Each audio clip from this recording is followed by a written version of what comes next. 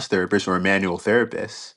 Hmm. All right, but if more often than not, people are just like, I don't know what I'm you know.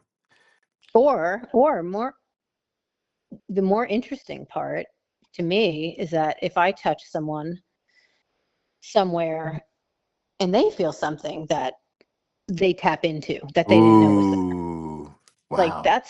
that's the, I'm not the real healer. They're the healer. So it's like I'm just the conduit. I'm the so if I touch something, and this has happened a few times, we can get into stories even without mentioning names in the NBA, or you touch a part of someone and you're expecting maybe a muscle response and you get an emotional response, or you Oh, get a response somewhere else that they weren't expecting, like actually, now that you're pushing that, it makes me realize that I have, pain in my Achilles. And it's like, I'm not touching the Achilles at all, but the body knows what to tell that person on the table. They have to listen, which is why it's like, it's so difficult when someone's on their phone the whole time because a part of them is tuning out.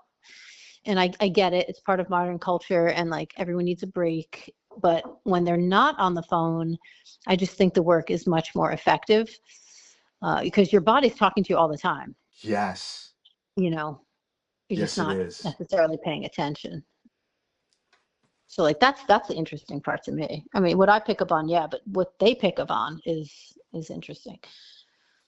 You know, you just mentioned, you just said a lot there. There's one part that I really want to highlight.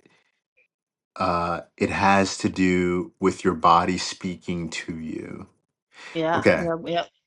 So in this podcast, we're going to talk about concepts like sensory uh, acquisition, sensory training, um, and I'm going to lean on this teacher. So again, I'm going to repeat the three factors for which makes her a teacher. One, she is most likely, as judged by you, and again, do a quick Google search. Who is most likely to see your bare bottom? Your masseuse, your massage therapist, your sensory specialist. All Mm. right. Factor number two is uh, she has the capability, and this was a very important one for me when I was working with her. She was Yeah. able to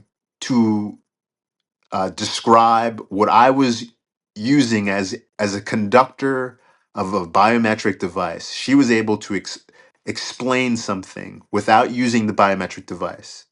So let's just say there was a correlation